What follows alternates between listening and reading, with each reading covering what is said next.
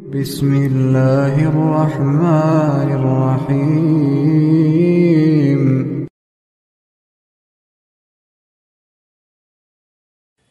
سیدنا ابو ہریرہ رضی اللہ عنہ سے روایت ہے، وہ بیان کرتے ہیں رسول اللہ صلی اللہ علیہ وسلم نے فرمایا، انسان کے حسن اسلام میں سے یہ بھی ہے کہ وہ ان کاموں کو ترک کر دے جن کا کوئی فائدہ نہیں۔ جامع ترمذی حدیث نمبر 2317، سنن ابن ماجہ حدیث نمبر 3976۔ اس حدیث میں رسول اللہ صلی اللہ علیہ وسلم نے انسانوں کے اسلام کی خوبیوں میں سے ایک خوبی یہ بیان فرمائی ہے کہ وہ ایسے کام ترک کر دے، ایسے کاموں کو چھوڑ دے جن سے آدمی کو سروکار نہ ہو، یعنی وہ ہر اس کام اور ہر اس چیز سے بے غرض اور لا تعلق رہے جو بے مقصد ہو اور جس سے دنیاوی مفاد وابستہ نہ ہو اور جس سے آخرت میں فلاح و کامیابی کی توقع بھی نہ ہو۔ لہٰذا مسلمانوں کو اس قسم کے بیکار اور بے فائدہ کاموں سے کوئی واسطہ نہیں ہونا چاہیے۔ جس شخص کو یہ معلوم نہیں کہ اگلے پل وہ زندہ رہے گا یا نہیں اور وہ مرنے کے بعد اپنے رب کے حضور کھڑا ہوگا، فرشتے اس سے سوال پوچھیں گے کہ تم نے اپنی زندگی کہاں گزاری، تم کو جو طاقت دیا تھا، جو مال دیا تھا، جو دولت دی تھی، جو دوسری سہولتیں دی تھی، اس کا کہاں کہاں استعمال کیا؟ کیا اس شخص کو لغو و فالتو چیزوں میں اپنا وقت برباد کرنے کی فرصت ملے گی؟ آخرت میں کامیاب ہونے والے ہر اہل ایمان کے اوصاف بیان کرتے ہوئے اللہ تعالیٰ نے فرمایا، بے شک وہ اہل ایمان فلاح پا گئے جو اپنی نمازوں میں خشوع پیدا کرتے ہیں اور لغو کاموں سے اعراض کرتے ہیں۔ سورہ مومنون آیت 1 سے 3۔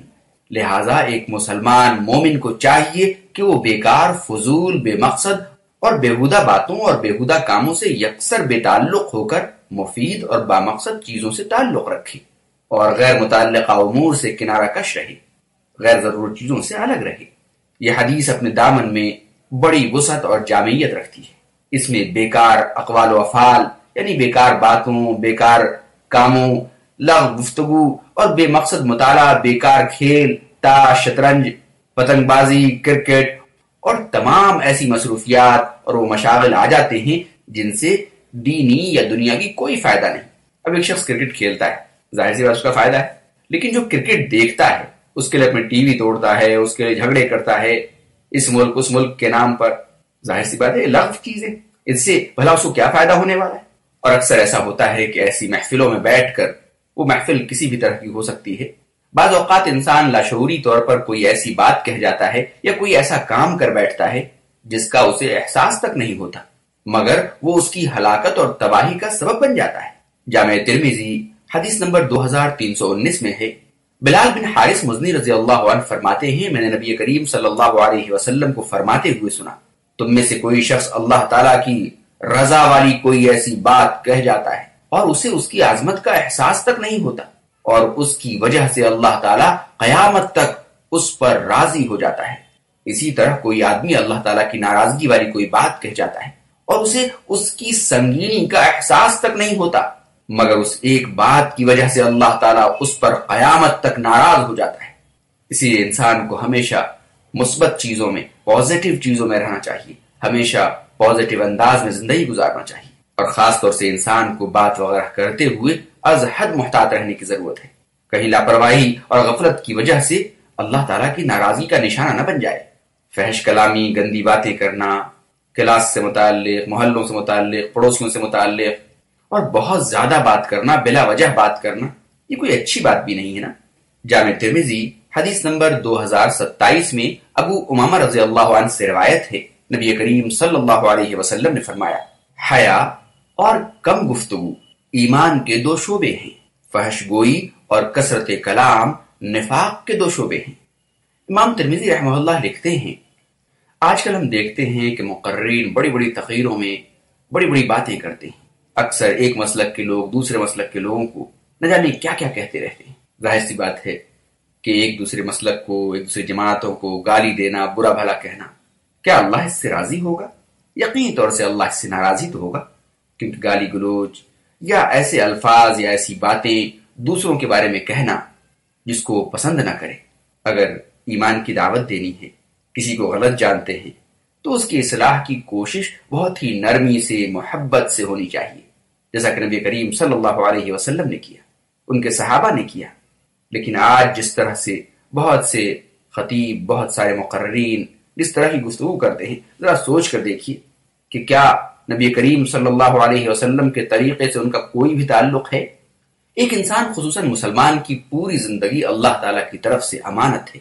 انسان اپنی زندگی کے ایک ایک لمحے کے بارے میں اللہ تعالیٰ کے یہاں جواب دہ ہوگا۔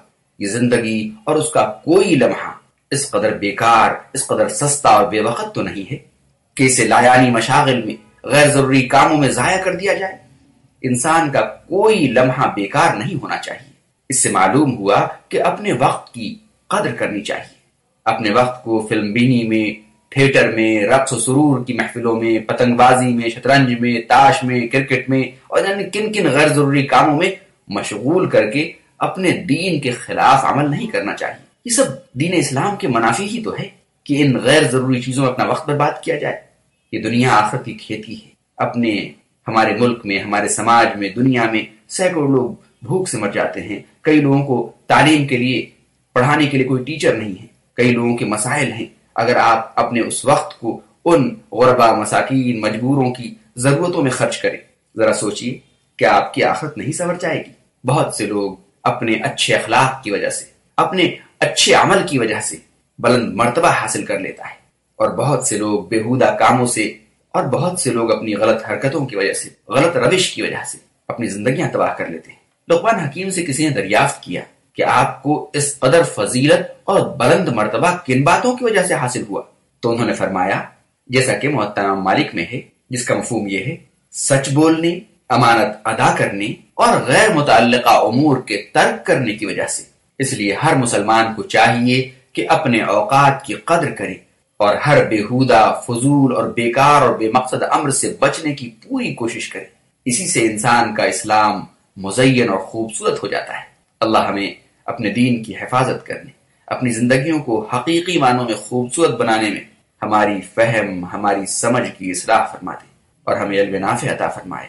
اس دور کے فتنوں سے ہمیں محفوظ کر دے، ہمیں دنیا میں، سماج میں امن و امان قائم کرنے والا، خوشیوں کو پھیلانے والا، نفرتوں سے بچنے والا بنائے۔ آمین۔